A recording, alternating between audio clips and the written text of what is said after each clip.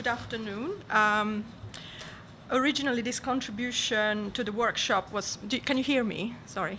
Yes, was meant to be a report from one of the project team partners, the Centro Manoscritti of the University of Pavia, and was supposed to be delivered, of course, by its director, Professor Antonietta Grignani. Maria Antonietta sends her regards and has asked me to express a regret at not being here with us today due to her poor health. Nevertheless, she hopes to meet the project partners and continue conversation at Yale in the autumn.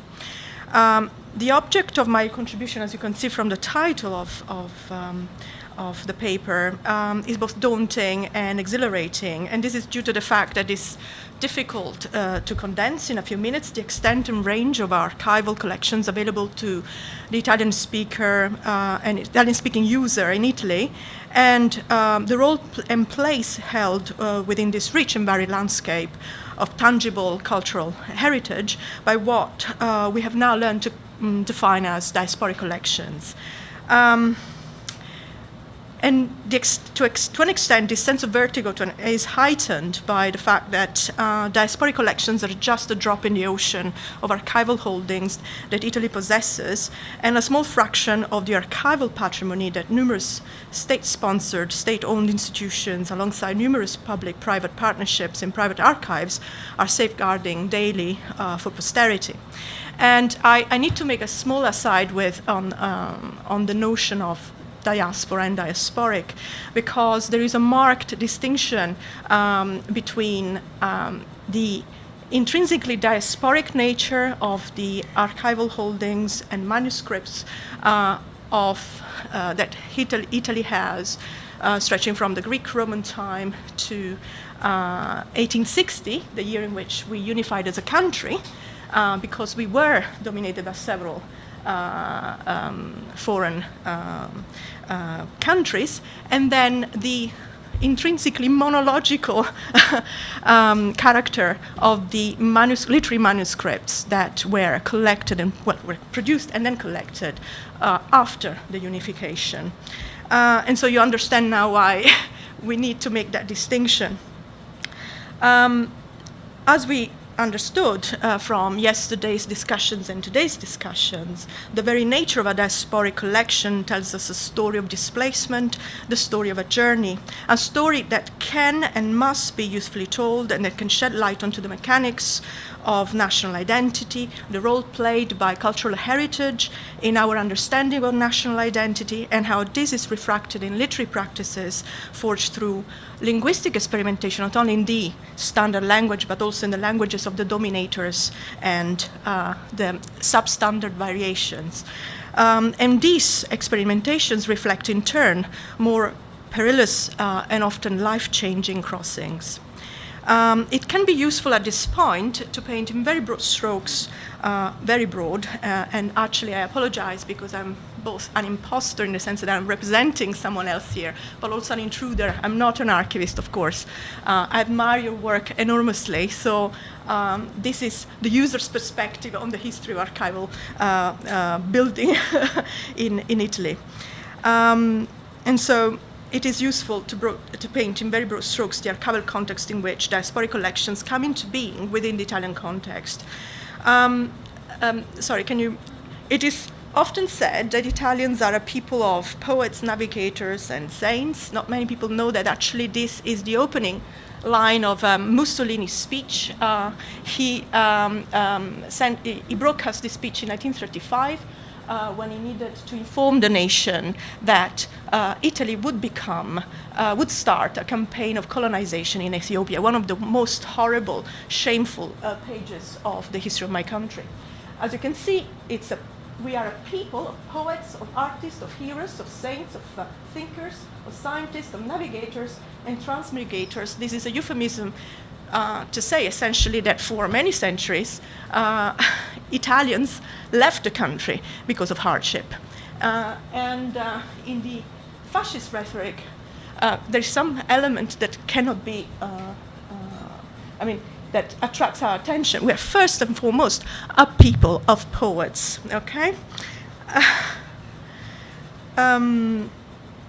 This means that because of the emphasis placed on literature alongside religion and the exploration and mapping of the globe as a marker of national identity, the Italian intellectual elite, and I stress it's elite, even before the Italian nation became independent from the yoke of a number of foreign rulers in 1860, worked eagerly towards the painstaking construction of numerous sites of learning, whether public or private, that functioned also as a repository of material documents charting the evolution of these institutions, of the universities, museums, circles, but also over the years and centuries attracted the deposit of manuscripts and highly precious libraries. The practice of literary writing in a language different from the ones of the dominators, alongside the creation of repositories where these writings were preserved and, of course, studied and disseminated for centuries, was our way to declare our independence of spirit, even though we were subjected to political domination from a foreign ruler, actually more than one. When asked to contribute to this workshop on behalf of the University of Pavia, I attempted a mapping or counting the number of manuscripts available for consultation in the main national libraries with no chronological limitation. And I realized the impossibility of this task when I gleaned that in the National Library in Rome alone, there are circa 2 million manuscripts dating back to the Greek-Roman time, and that several of which have been digitized and are available for online study. And in the light of the peculiar evolution of the Italian state, the weight carried within the education system at the national libraries, museums, and university institutions, amongst the oldest in the world, it is no surprise that collections and curating policies have been consolidated over decades, if not centuries, and in some cases, especially in the 20th century, they diversified to a great extent. And now, I've listened with great interest about the plea for essentially financial aid and training. And this is something, it may surprise you, but this happens in Italy as well, in the sense that because of our responsibility towards the heritage that we have, both material and immaterial, the lion's share of financial support is attracted by oldest documents.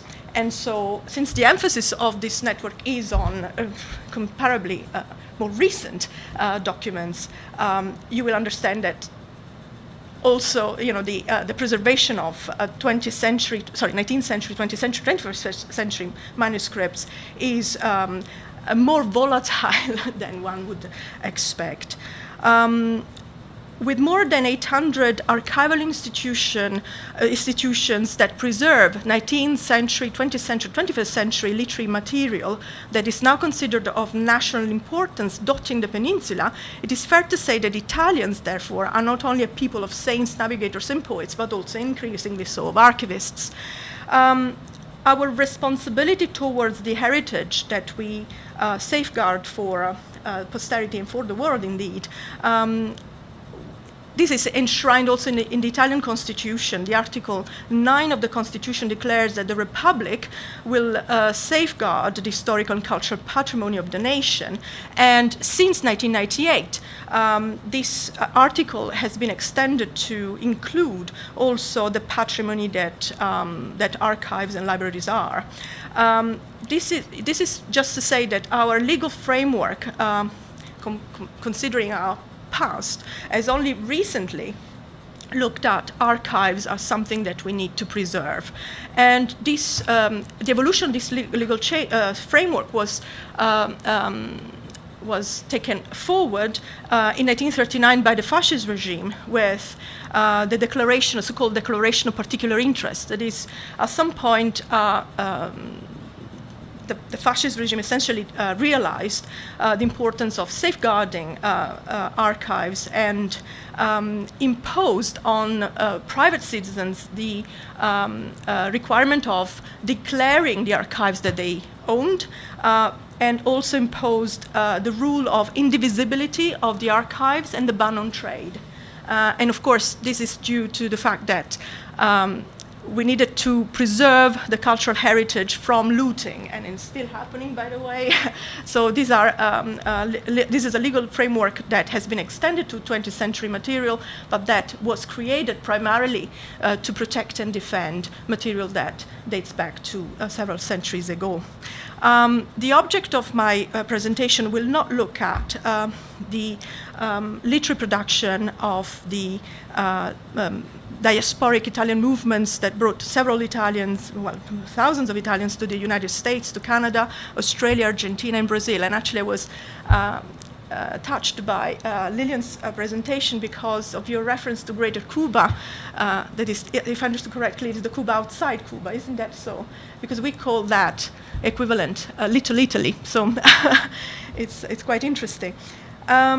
So since the emphasis is placed in this project on 20th century and 21st century literary practice, I will limit myself to tell the story of a few diasporic collections. Cedar on the diasporic collections tell the story of a journey, and interestingly, the journey that I'm about to tell starts in Alexandria in Egypt. And if you can, oh, sorry, this is just a list of the most important archives preserving 20th century literary materials and manuscripts. The Centro per la Tradizione Manoscritta in Pavia, the Archivio Bonsanti Gabinetto Viesseux in Florence, and the Archivio del Novecento at the University of Rome. As I said, the story begins in Alexandria. Alexandria, in the 19th century, was a very cosmopolitan city, and still is, with a highly ambitious foreign bourgeoisie. And in this context, Filippo Tommaso Marinetti, the founder of the avant-garde movement Futurism, was born in 1876 to a highly educated and unconventional parents. Marinetti's father was a lawyer from Piedmont, and his mother was a daughter of literary professor from Milan. They had both come to Egypt in 1865 at the invitation of Khedive Ismail Pasha to act as legal advisors for foreign companies that were taking part in his modernization program. In the same city, and a few years later, in 1888, but in a different social and economic context, the poet Giuseppe Ungaretti, was born, and to parents that relocated to Alexandria in the hope to have a better future than in the native Tuscany. Ungaretti's father worked on the digging of the Suez Canal, where he suffered a fatal accident in 1890, and his widowed mother, born in today's Montenegro, ran a bakery on the edges of the Sahara. Marinetti and Ungaretti attended the same lycée, were schooled in French, and both dreamed of Paris as the city where to fulfill their literary ambitions. Marinetti published the Futurist Manifesto in Le Figaro in 1909, at his expense. And Ungaretti instead frequented literary circles and befriended several symbolist poets, and we have conspicuous literary material testifying to that, to those friendships. Both Ungaretti and Marinetti wrote their first works in French, published them in Paris. A plaquette of French poems constitutes the first nucleus of L'Allegria, Joy, the collection that will encapsulate Ungaretti's experience as a World War I soldier. And Ma Farca le Futuriste is the novel that allegorizes the birth of the movement and was famously written in French by Marinetti.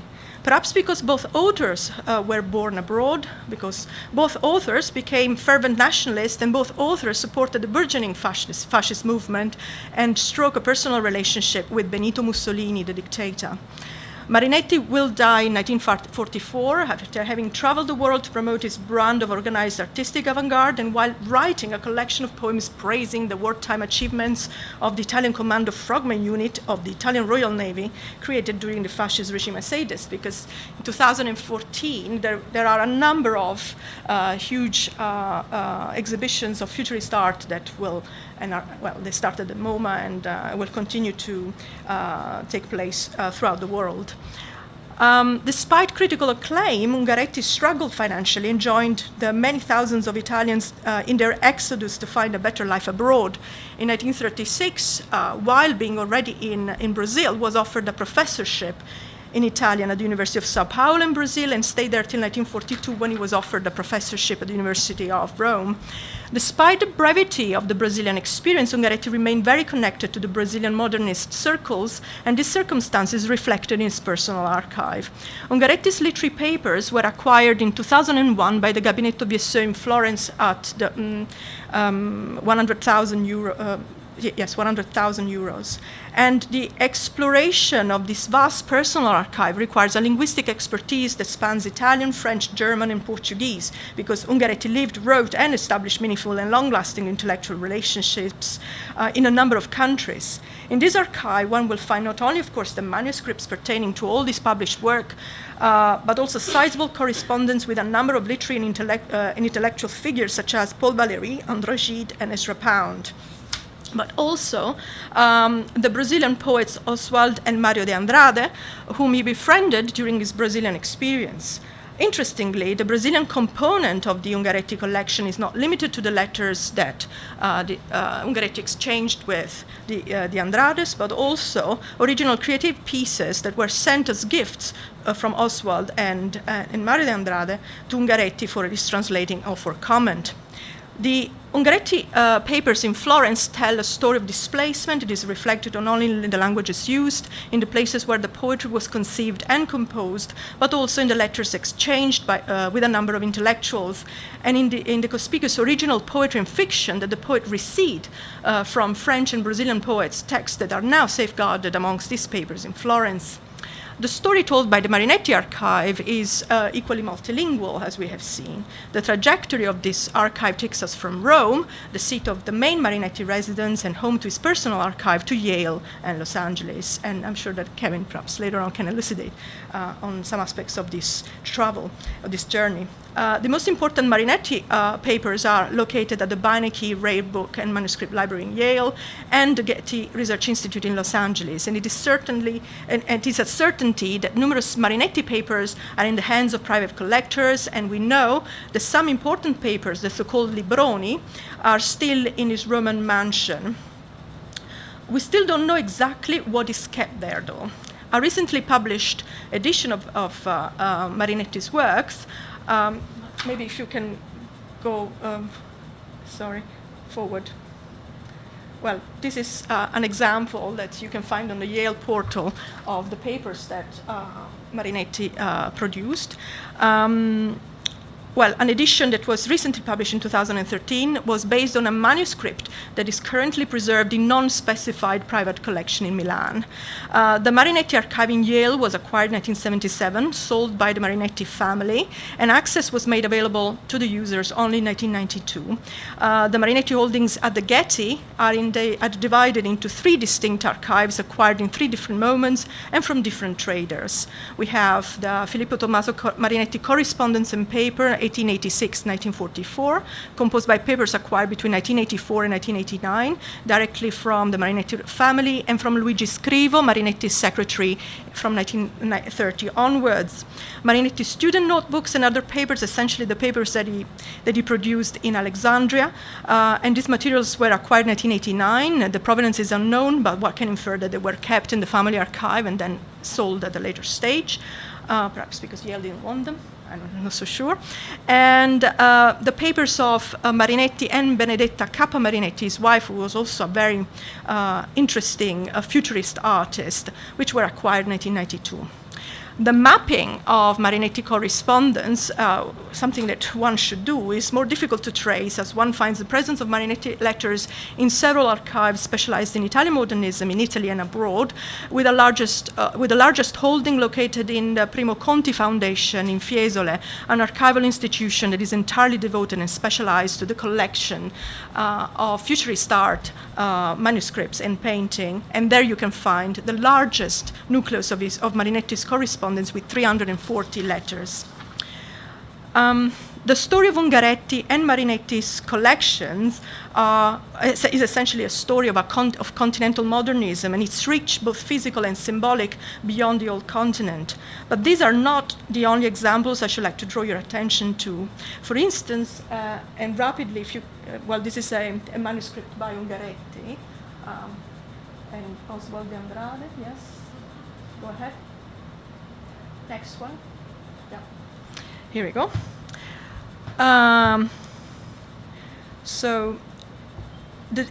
the point is that the story of Italian migration during the first half of the 20th century, during the second half of the 19th century and the first half of the 20th century is not only the story of the movements of people, but also the story of the movements of the tangible cultural objects that these people brought with them and that symbolize their attachment to the homeland or Greater Italy.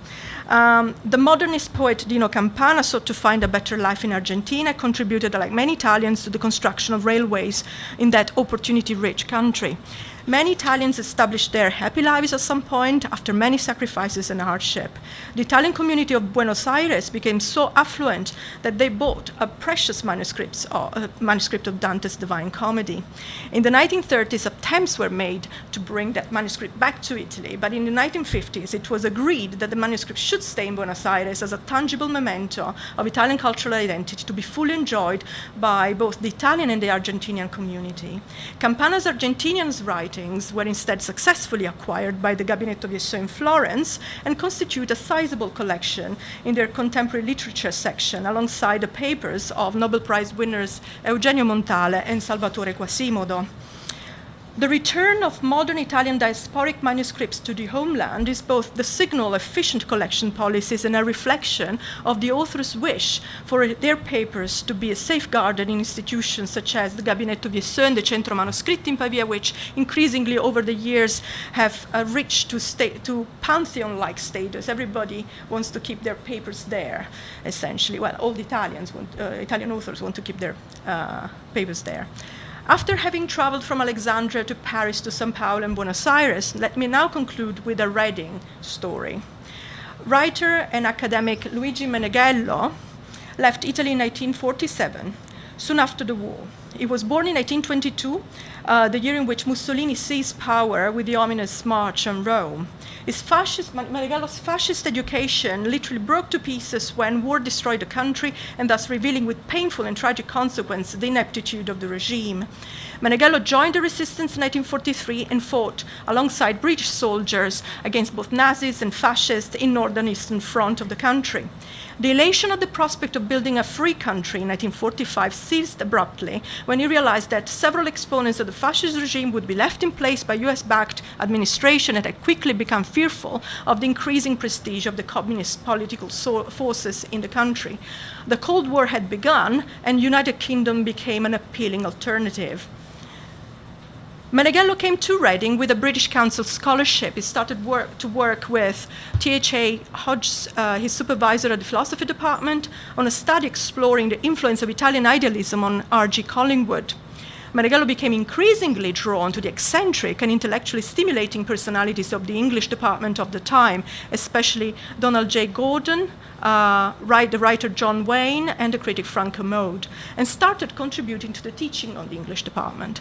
The Department of Italian that grew out of that academic experience in 1960 and that he directed till 1980 carried, as it still does in its DNA, an ethic of education and scholarship that was directly linked to its founder's personal experience of the resistance as a process of education. In Reading, Meneghello wrote most of his fiction and his large essay production. In 1964, he published the novel I piccoli maestri, Les Petits Maîtres, or The Outlaws. It was translated into English in 1967. And this novel was the result of his own personal fictionalization of his own experience as a resistance fighter. As he will say in his preface to the English edition of the novel published in 1867, I wrote this book only when I was able to forgive myself for having believed to the fascist lie. Meneghello left in deposit a number of manuscripts to the University of Reading, which were later acquired by the Centro Manoscritti in Pavia following his wish, and that's why we have an Italian dimension to this project.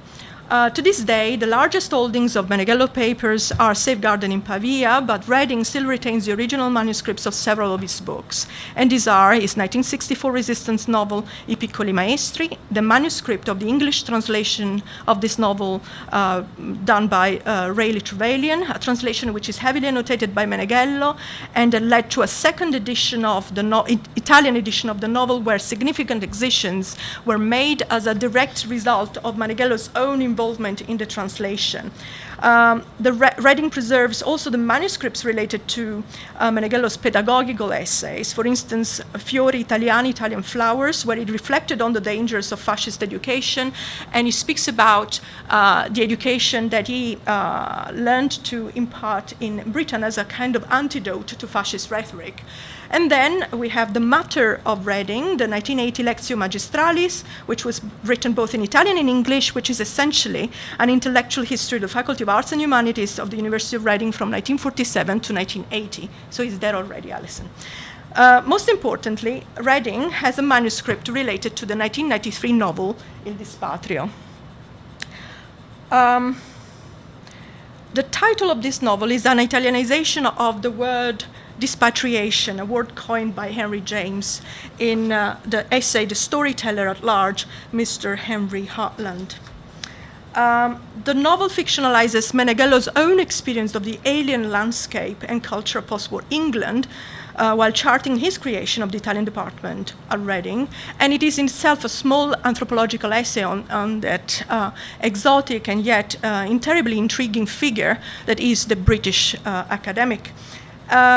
Il Dispatrio was written in Italy, and so basically it goes this way, that Meneghello wrote his Italy-based novels in Reading and then wrote about Reading while being in Italy. And interestingly, this novel is, if you will, the only exemplar of the campus novel genre in the 20th century Italian literature, and interestingly set not in Italy but in Reading. Il Dispatrio tells the story of a journey more than one way. Meneghello was not the only Italian academic to flee to England soon after the war. Distinguished philologist Carlo Dionisotti became professor at Bedford College in London the same years when Meneghello came to Reading, and when Silvio D'André became chair of Italian at Oxford. To all these academics, the experience of England and of distance from Italy was central for a reconfiguration of the Italian literary history. The experience of being other in a foreign context led them to rethink the role of multiculturalism in the Italian literary landscape, to rethink the role played by standard dialect or standard language in the Italian literary identity and context, and to rethink the relationship between standard Italian with other Romance languages spoken and written in the peninsula.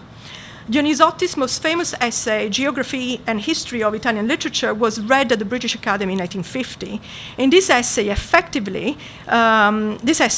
dismantled the vision of a monolingual literary tradition so eagerly promoted by the fascist regime in favor of a reading that acknowledged the existence of alternative and competing centers of literary production, in short, not only Florence, but Rome, Milan, Naples, and Palermo, in a time, the Renaissance, when the idea of standard language was hotly contested and led to the adoption of the variety used by Dante, Tuscan.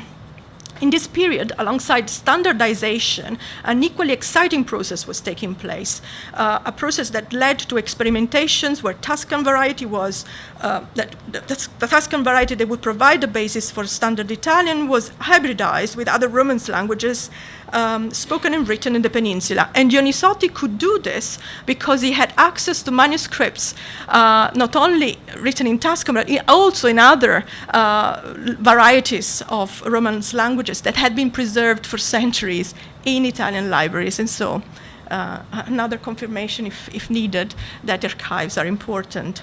It is from this rich multilingual tradition, long silenced by the fascist regime and by official literary histories of the time, that Meneghello's multilingual writing takes its inspiration and its aesthetic and historical justification. His creative writing combines learned Italian with native Venetian alongside English and the English dialects. His long-standing engagement with translation led him to translate Shakespeare, Yeats, and Hopkins, amongst the many, in Venetian dialect.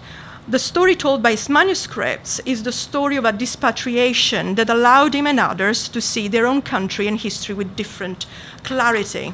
The presence of these linguistically variegated manuscripts in Pavia, alongside the papers of other prestigious Italian authors, is the permanent testament not only to the individuality of creative genius, but also to a community of writers and speakers that accepts multilingualism as deliverance from the untenable monoglot hegemony, rather than a threat to the fictional foundational narratives of identity. And I'd like to end by showing you the quote that gave the title to the last novel by Meneghello from Harry James, The Storyteller at Large, where Harry James says, if it was perfectly true earlier in the century, in a larger world, I speak of the globe itself, that the writer was up to paint, some